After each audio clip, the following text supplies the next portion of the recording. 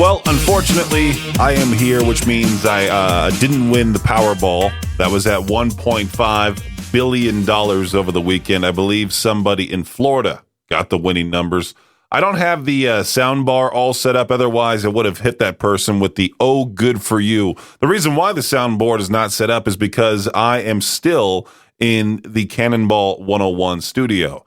I don't know when exactly the KBEAR studio will be back in commission. I don't know when it'll be out of order.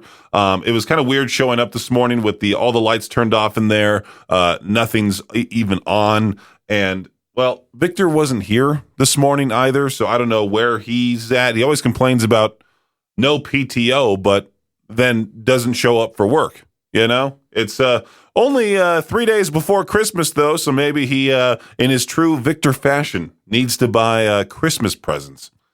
I know I still might need to buy one or two more. I only bought my dad, I know he doesn't listen to this show, so I can say what I got him. I got him a book. He doesn't even read. I mean, he's able to read, but he just doesn't read like me. Like, we're not fans of sitting down, opening up a book, and then just sitting there and reading a book, which is not a good thing, not a thing to be proud about. Please, if you're wanting to read something, please do it. Reading is good for you. But me and my dad, both the same. My mom will sit there. I'm going to call her out right now on the air. I know she definitely does not listen, but she'll sit down and read those books like The Cowboy Who Saved Me or My Love on the Ranch or something like that. I think it's, who is it? Danielle Steele. That's one of her favorite authors. Nora Roberts. Is that her name? I don't know. 208-535-1015 would be the number to reach me, but the phone is, in the other room. I'm in the Cannonball studio. So if you want to get a hold of me, I believe you can still leave a voicemail on the phone number, and then that'll get sent to my email, and I can listen to it that way. Or if you want to reach out specifically to me, you can always reach out to me on Facebook, Instagram, etc. It's Peach's Pit Party on this fine Monday, December 22nd, 2025. I'm very excited for this week. I'm very excited for that. I just get to work today, maybe a half day tomorrow if we're lucky, and then off for the rest of the week for a nice little Christmas break. Maybe Viktor is getting a head start on that. That's why he's out today. I don't know. Maybe he'll show up later. I'm recording this first break of the afternoon show very early. I wanted to get this afternoon show done very early on in the day, so I'm recording this break at 8:18 a.m. Yeah. I wanted to just be done with the afternoon show for the day, so that way I can just work on other things here in this sauna known as the Cannonball 101 studio. If you missed out on the whole Merry Xmas with the Advocates Injury Attorneys giveaway, where Jennifer and her husband Nathan both won that signed guitar from Bad Omens, Hailstorm, Fall Out Boy, Sleep Theory, and Never Tell, we'll be launching another giveaway this Friday, the day after Christmas. Sort of like a post-Christmas gift, last-minute gift exchange. Not exchange. Last-minute gift giveaway type of thing. Yeah, you'll want to win this prize. I can tell you that much. Make sure to download the KBEAR 101 app. Have it on your phone so that way we can send you a push notification when it launches and what exactly you need to do in order to win this specific prize. I'll give you a hint right now. It involves a particular concert. That's it. Let's do some Turnstile, Never Enough on Peach's Pit Party on KBEAR 101. I was reading something here about this Timeout box. I don't know how you say this this name of the city or the county that it's in, or the territory that it's in. Akwesasne? Is that how you say it? I don't know. Akwesasne. The Akwesasne Mohawk Territory? Is that how you say it? Straddles the Ontario, Quebec, and New York state border. There's this school, St. Regis Mohawk School. That's pretty cool. I like the name of that one.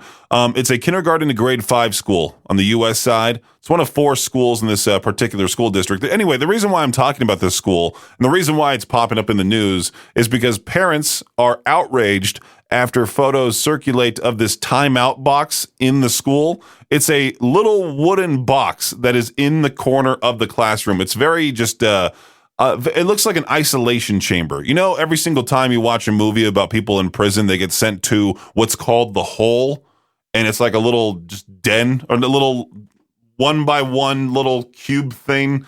That's what this is. And I guess pictures were sent to a parent at first, and then those got posted all on Facebook, or maybe it got posted on Facebook by somebody. No, it says here they were posted. This person posted the photos to Facebook after they were sent to her by a teacher who had recently resigned from the school. And you should see the inside of this thing. I'm sure you can look it up. I spelt out Akwesasne for you, or you can just look up Timeout Box Canadian School or something. I don't know, but should pop up. But the inside of this thing, there's blue felt walls, and there's like one little cushion floor.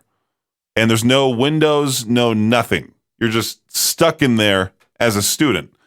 I feel like this maybe is a little harsh, you know? I would have been in there in elementary school. I was a mean kid back then. Mean, weird, dumb kid back in elementary school.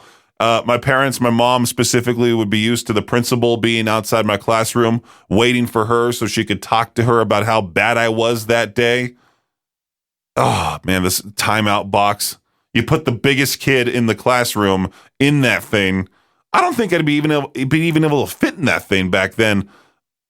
I don't know what they would do with me. They'd probably just kick me out of the school. It wasn't that bad. All right. It wasn't that bad. I think I would have behaved myself if there was that looming threat of being sent into this wooden box. We're reaching that weird time of the year. I know I've been saying that quite a lot, but especially this week and next week. This week, we got those 2 days where we're off for Christmas Eve and, of course, Christmas. But then the day after Christmas, some of us are still working. I'm not. I took the day off quite a long time ago. I requested the day off a long time ago because it will be my girlfriend's birthday, and I'm going to be spending time with her and her family and all of that. And plus, I just don't want to come back to work for one Friday and then leave again for the weekend. I know we're doing that weird thing for January 2nd for some reason. Like, we get New Year's Day off and not New Year's Eve. Very weird, right? Like, you'd much rather have New Year's Eve off so you could go party or something like that. But again, you could do that after your shift, maybe. Who knows? But everybody, for the most part, not everybody, but most people have New Year's Day off. It's one of those weird days where things should be open instead of New Year's Eve, if that makes sense. I'm sure there are a lot of people who will disagree with me on this, but I just think that January 1st is really nothing special. It's just another day. It's the start of a new year, but cool. Yay. Woohoo. Like we stayed up till midnight and celebrated the turn from 2025 to 2026. And then, yeah, back to the normal grind, you know? But I'm not going to complain about a day off. If we have New Year's Day off, I'm going to take it. But January 2nd, again, why would I need to come back for a random Friday to then have the weekend off right after that? And most things will be closed still. Like the radio prep is, in fact, closed today and also going to be closed for like the rest of the year into January 5th, it seems like. It seems like that's the magical date where everything returns back to normal, and I'm counting down the days for that.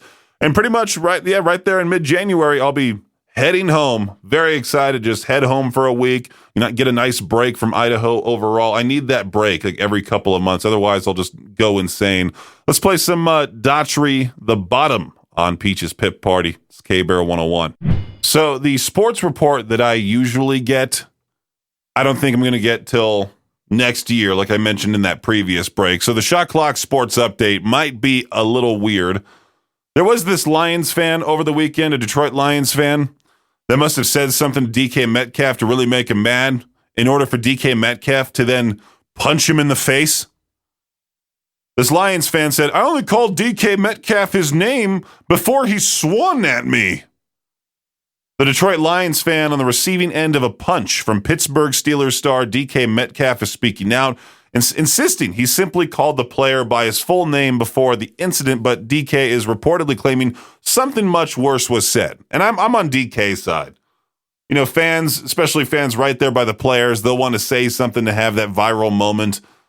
And for you to get punched by one of the biggest players in the NFL right now, I mean, the fan could still sue if nothing was said. If there was like hate speech thrown out or something like that, then, I mean, who knows? what exactly is going to happen with that. Sunday Night Football, a rogue firework nearly rocks a person, shoots down on field. This rogue firework abandoned its assignment, went shooting towards the field, and appears the explosive nearly hit someone standing on the turf. According to eyewitnesses, the scary moment went down prior to the Baltimore Ravens home matchup against the Patriots as player introductions were underway. The pyrotechnic devices were supposed to shoot up to the sky. One had other plans, went straight to the grass. Oops. Yeah. And then I believe there was this really unfortunate news. There's really unfortunate news headline that I saw where this one NASCAR driver, what's his name again? I lost the article. I can't even figure out the guy's name. Well, another big article that happened, another big story that happened over the weekend is that Anthony Joshua knocked out Jake Paul. Jake Paul had to get his jaw fixed. He ended up with a broken jaw. I watched the highlight over and over. I hate Jake Paul. I'm not, what's it called? I think Logan Paul is okay. I think he's awesome for wrestling in the ring, wrestling in WWE, and he does a great job with it. But Jake Paul just grinds my gears. I hate that dude. Really, I hate that dude. So it was nice to see Anthony Joshua just completely shatter his jaw. Is that bad to think? Yeah, it might be. Anyway, that does it for your Shot Clock Sports Update right here on KBEAR 101. Not exactly sure if Traffic School powered by the Advocates will be happening this Friday because the KBEAR studio is completely out of commission. If you didn't hear last Friday, during the middle of the morning show, Viktor was doing his break, and then all of a sudden the board just died. So, yeah, I'm doing this show from the Cannonball 101 studio. There were a few people on Friday that were like, hey, man, why aren't you answering the phone? Are you trying to avoid me? It's like, no, I said at the beginning part of the show, I'm in the Cannonball 101 studio. And if you want to get a hold of me, you can reach out to me on social media if you'd like, or you can just wait till the studio's back up and running. I mean, I don't know, but somebody posted in the Life in Pocatello Facebook group that maybe it should go to Lieutenant Crane so that way he could pay attention to it.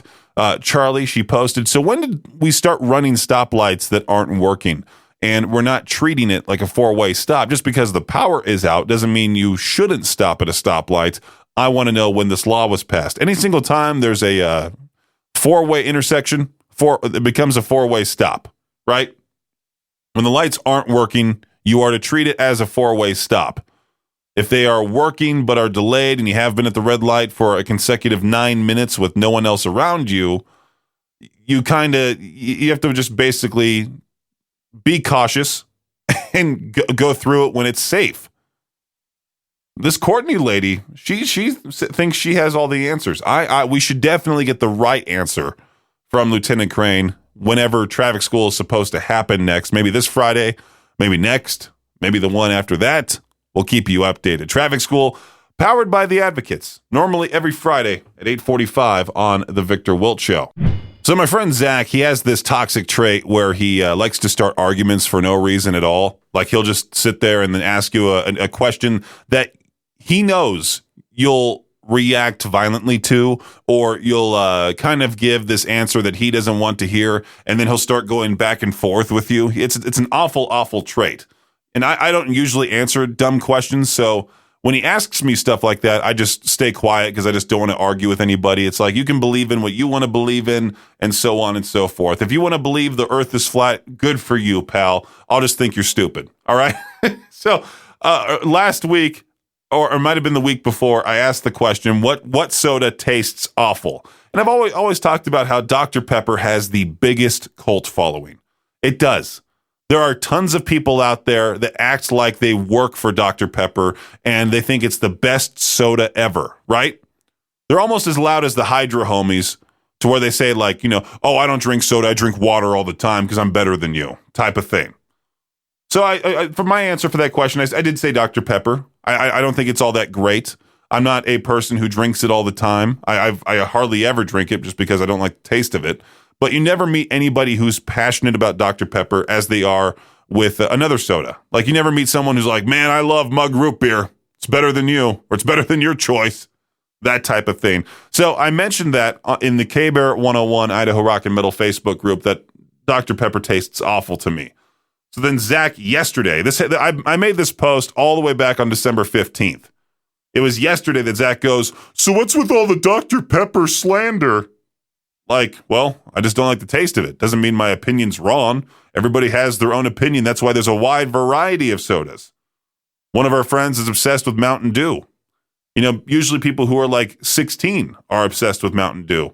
I've always liked Mountain Dew Baja Blast. I think it's pretty good, but I don't have it as often. I try my best to avoid soda and not have it as much. My girlfriend likes to go on what she calls pop runs, and will go grab a pop from one of those soda stands. And she'll want to get the bucket of soda with coconut cream and all these different syrups added. So then I have to get one, because if I don't get one, then she won't get one, and then she'll feel bad type of thing.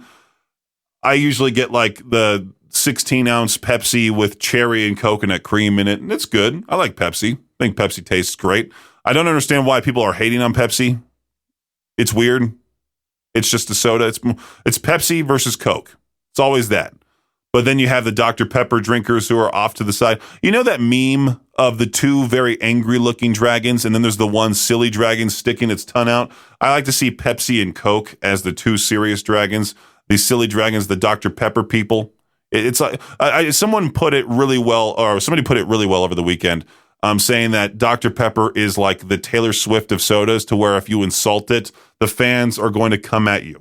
Peach's Pit Party on KBEAR 101. I was looking at this story here about how aquariums, not just in particular in East Idaho, but around the country, aquariums, large aquariums, are hosting sleepovers for adults. I don't think you can be a kid at one of these. You have to be like 21 or over, which I'm assuming there's like an open bar or something like that. I don't know. But is this supposed to sound fun to sleep over at an aquarium? I don't necessarily want to shoot down every idea or every story that I hear or read. But, I mean, come on. Really, you got to think about it. You go to a large aquarium like the Monterey Aquarium, like one of the biggest out there. The check-in is at 8:30 p.m., which is pretty late as it is. And then you leave in the morning. But what's the whole point? Like, do you fall asleep right next to the fish?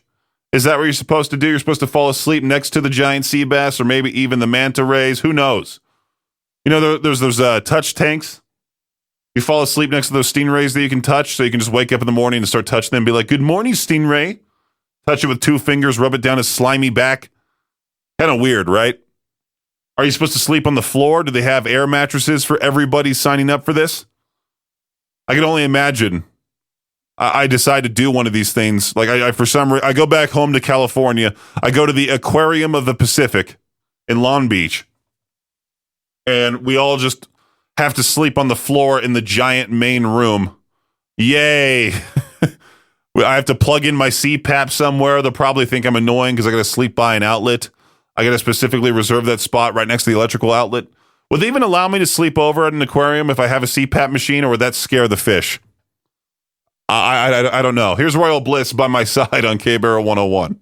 I'm so glad Sigourney Weaver and I could relate over this. Sigourney Weaver, the famous actress, I best know her as the warden from the movie Holes.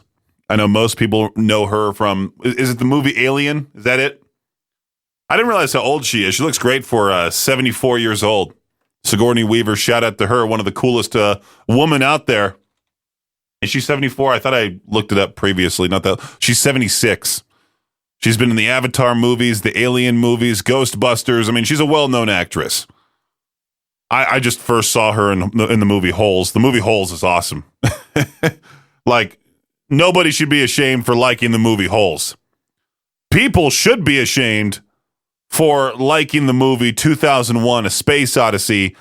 And I was laughing at what Sigourney Weaver said. I don't know why this popped up. If she said it recently, who knows? But Sigourney Weaver says she's never been able to get through 2001: A Space Odyssey. I don't smoke a certain thing, you know? She says, I get about halfway through, and then that's it. I'll try again next year. 2001: A Space Odyssey is a movie for people who want to act like they're pretentious cinema fanatics. They don't even call them movies. They call them they call it the cinema. Or they say like, oh, I watched this movie on 38 millimeter film. Ooh. Like, to me, I don't care. Like Oppenheimer, when that came out, oh, you got to see it in IMAX to really experience the entire thing. That movie looked so boring to me. I don't care if I sound like just, the dumbest guy on the planet for saying that. Oppenheimer, it's a 3-hour long movie, right? About a bomb. There it is, 3 hours. During World War II, Lieutenant General Leslie Groves Jr. appoints a physicist, J. Robert Oppenheimer, to work on the top-secret Manhattan Project.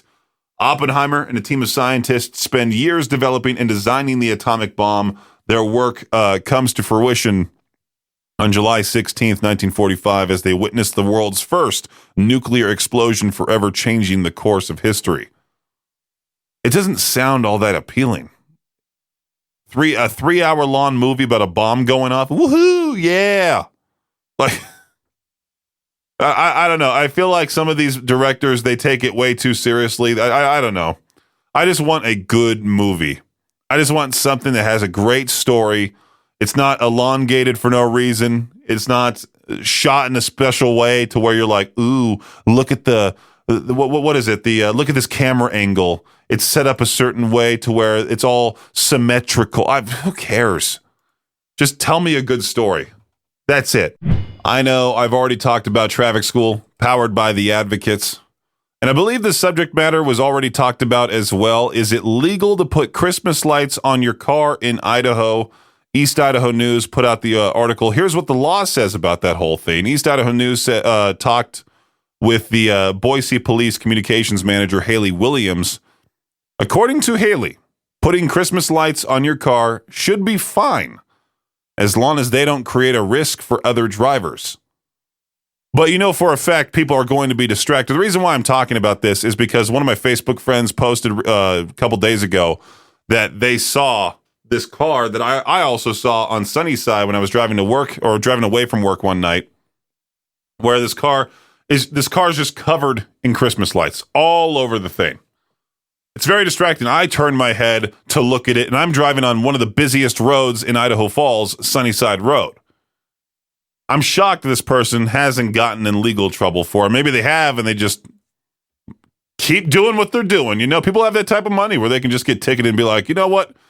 Who cares? It's the Christmas season. It's very distracting. People are already distracted as it is by police cars pulling people over on the side of the highway to where they all slow down, and you're wondering, like, why is everyone slowing down on the highway? And then you look to the right, oh, it's a cop pulling somebody over. They just want to drive slowly because they want to stare. Like, no, move along with your day. Come on, get out of the way if you're going to drive slow. Oh, man. Yeah, so I guess Christmas lights, they are okay if they're not distracting to others, if that makes sense. We'll have to get a good answer from Lieutenant Crane, but I think since the next Traffic School episode, if we're lucky, is going to be the day after Christmas. By then, Christmas lights, they don't necessarily matter. But we can always get the answer for next year. You can also listen to previous episodes of Traffic School powered by the Advocates, available on demand wherever you get your podcasts.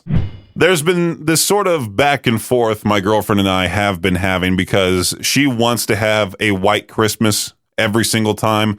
I couldn't care less. I would much rather have nicer weather. Like, I grew up where Christmas could be 70 plus degrees. And I think that's the reason why I have a differing opinion. She grew up here, so she wants to have that snowfall. I think it's quite dumb to think, hey, let's have a snowstorm, or let's have some snow on Christmas. So that way, when everybody's trying to drive around and go to these different houses to celebrate the holiday, let's make driving that much worse for that family, especially when they're all in the car with a whole bunch of gifts. That's what I think. Like, if I'm wanting to drive around and go to these different places, like I'm expected to go to my girlfriend's parents' house on Christmas, I don't want to drive all the way to where they live with a whole bunch of snow on the ground. Especially where they live. I'm not going to disclose where they live, but it's not a place where the roads get plowed at all. So it'll be an icy mess trying to get to their place. At least for this week. The weather, okay, I know this is unpopular to say. I'm liking this weather. High of 45. low of 34, and it's just rainy. There's been a lot of people saying it doesn't feel like Christmas, including me, just because of the weather, I think, or maybe because, like, I don't know.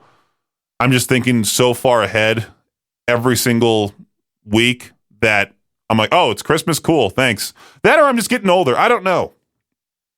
I think it's because I am getting older. I'm getting close to 30. My Christmas list wasn't the best this year. It was more so just like, hey, can I get a couple T-shirts because my closet is not looking good. I talked about it on the show last week, how I had to throw away all my old 2XL shirts. Now I'm requesting my parents or Santa to give me 3XL T-shirts. I feel like that's my ideal size because even if I did lose a whole bunch of weight, those shirts would still look the best on me because of the length and everything. We're talking about my shirts on the air. Forget it. Let's just move on here. I heard someone say that Primus, I just started to sound like one of those people where I see something on the internet and then I basically repeat it by saying, I heard someone say. There's plenty of people that have spread that same joke about ghosts, saying, I heard someone say ghost is like Scooby-Doo chase music. I didn't hear anybody say anything. I saw a reel on Instagram where some guy was reading a YouTube comment about Primus, saying that Primus sounds like three dudes trying to play three different songs at the same time, and a homeless guy just sings over the top of it. And that's the best way to describe Primus, really. I wanted to talk about right now, that was besides the point. I don't know why I mentioned that. I started off with that whole joke because we just came out of that Primus song, My Name is Mud. And the whole point of this break was to talk about HireEastIdaho.com. This week's Hire East Idaho job of the week is a detailer shop hand at, is it Torres and Sons? Or is it Torres and Sons in Idaho Falls? Torres and Sons in Idaho Falls.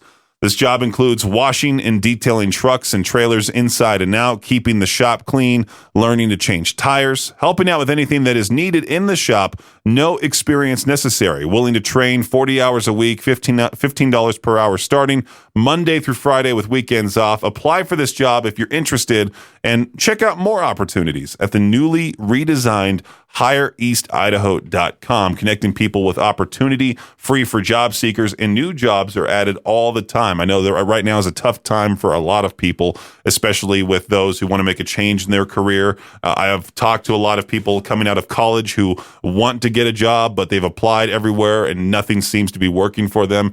Definitely check out HireEastIdaho.com. All right, well, I'm sure you've heard me talk about the giving machine. If you haven't heard me talk about this, well, I'm going to talk about it now. The giving machine. It's not like a regular vending machine.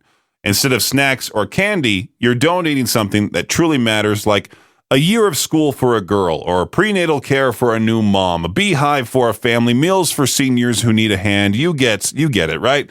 That's the giving machine, a bold way to give both locally and globally. It's in the Grand Teton Mall. It is going to be there till New Year's Day. You visit the machine, choose one or more items to give. You can give multiple. Swipe your card. It doesn't take cash, only credit, debit, or mobile payments, and you can rest easy knowing that 100% of your donation goes directly to the charity you select. Again, it's at the Grand Teton Mall in Idaho Falls, going to be there till January 1st. If you want to learn more about this, go to givingmachineeastidaho.org, or you can simply click on the Giving Machine right now in the KBEAR 101 app. It's Peach's Pit Party, now with Dorothy Bones on KBEAR 101. It is Peach's Pit Party on KBEAR 101. I saw this very interesting question on Ask Reddit. What sport do you think would be extinct within 50 years?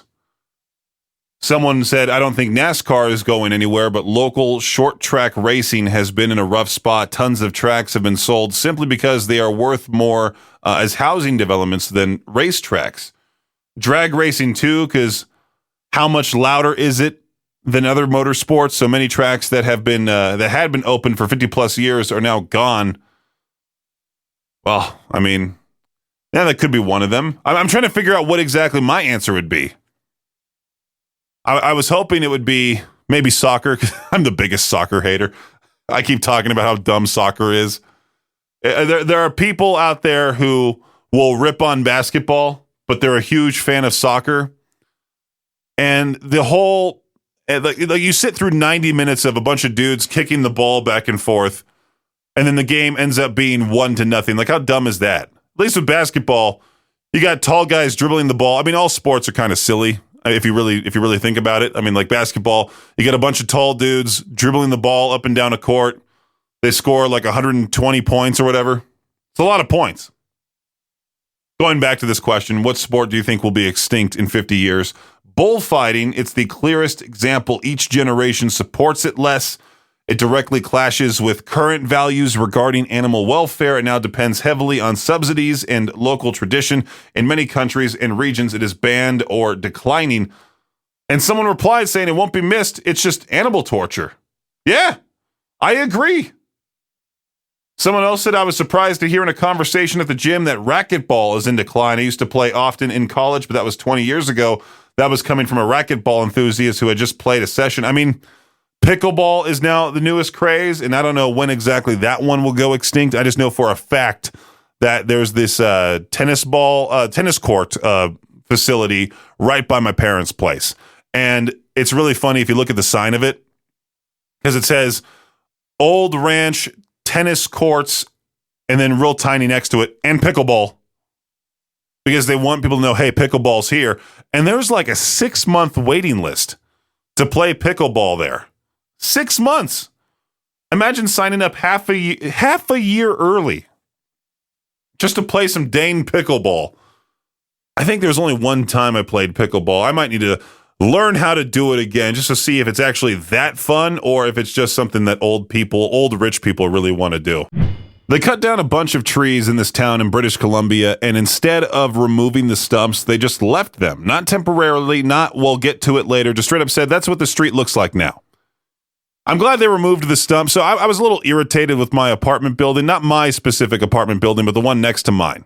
The one I get to look at every single time I leave my apartment. They took down a tree that's been there for quite some time. It was a relatively big tree. I'm assuming they took it out because it was going to uproot the building, or maybe the wind knocked it over. I don't know. I just came back from work one day and that whole tree was gone. And that building is not necessarily the best. The building next to mine looks like a before picture, and my building looks like after. The one over there kind of is junky looking. It looks ghetto.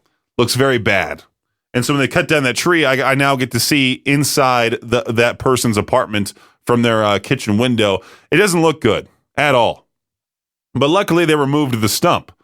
So they didn't remove these stumps in this particular town because it's too expensive, which is the most relatable answer of all time. So now you've got these sad little stumps lining the street, but then someone, and I love that we don't know who, decided to decorate the stumps for Christmas. Lights, ornaments, the whole thing. But then there are some people who are like, well, this looks terrible. It's like, well, the tree stumps as a whole look awful. Just get rid of the tree stumps. Why'd you knock down the trees and then say, well, it's too expensive to remove the stumps for them? Kind of a genius of the day qualifier here, which you can hear sometimes weekday mornings at 6:45 on the Viktor Wilt Show. A group of people held a mock funeral for the penny at the Lincoln Memorial. An actual funeral for a coin no one likes, no one uses, no one wants to admit they still have in their car cup holder. They brought a casket. They dressed up like Abraham Lincoln. They stood on the steps of the Lincoln Memorial to say goodbye to something we all pretend isn't in our pockets right now. Well, I shouldn't say our pockets. Well, maybe they are just, lying around on the ground somewhere by you, I guess. The penny costs more to make than it's worth, so they stopped producing it, which means instead of quietly letting it disappear like a normal society, we decided to give it the most dramatic send-off possible, which I think we should have done. And now we're seeing restaurants say, hey, pay with exact change because there are no pennies. I don't know. It's a weird thing to dive into. I just thought it was pretty funny that there was a whole funeral for the penny. All right, that's today's What the Headline right here on KBEAR 101. They just put the Pope on Vogue's Best Dressed of 2025 list. Actual Pope Leo the 14th. They got fashion icons on this list. They got all-around celebrities on this list. Vogue says his outfits, Pope Leo, They say his outfits this year were extremely fashionable. Not a musician, not an Oscar winner, not a billionaire tech bro, the Pope. And they didn't pick him because he suddenly started rocking sneakers and hoodies. They highlighted his vestments, the red satin cape, the gold embroidered stole, the whole traditional getup, and called it one of the standout looks of the year. No kidding. No one else is going to dress like the Pope, I don't think. It's interesting because it's basically the opposite of what the last guy did. Pope Francis was famous for keeping it simple, almost plain. Vogue even talked about how Leo's looks are a departure from that humble style. So you've got the leader of the Catholic Church, the guy literally dressed to proclaim something bigger than himself, getting spotlight love alongside pop stars and Hollywood stars and everyone else who usually dominates these fashion lists. I just thought it was funny to talk about. I mean, there's really hardly anything to talk about today, hardly anything to talk about this week. Next week is going to suck too. Oh, I'm not looking forward to that because it's just going to be a whole bunch of these, like a whole bunch of digging overall is what I should say. So, yeah. Anyway, you want to play some Linkin Park? Let's do it. Here's Up From the Bottom on Peach's Pit Party. We are, in fact, 3 days away from Christmas, and, well, you can easily gift someone you love, or maybe even yourself. I mean, you're supposed to love yourself, right? You can go to our concert calendar at riverbendmediagroup.com/calendar and maybe buy a pair of tickets for you and a friend to go to an awesome show next year. There are so many shows already announced for 2026, like 3 Days Grace with I Prevail and The Funeral Portrait next year in November. I believe it's November 14th at the Ford Idaho Center Arena. Just one of the many shows that is already announced for next year. I'm really looking forward to it. I got to figure out what shows I ideally want to go to. riverbendmediagroup.com/calendar. Thanks for listening to Peach's Pit Party, the podcast. If you enjoyed the show, please share, subscribe, and rate the podcast. Peach's Pit Party is hosted by me, Peaches, a.k.a. Brendan Peach, and is a production of Riverbend Media Group. For more information or to contact the show, visit riverbendmediagroup.com. Until next time, Peach out.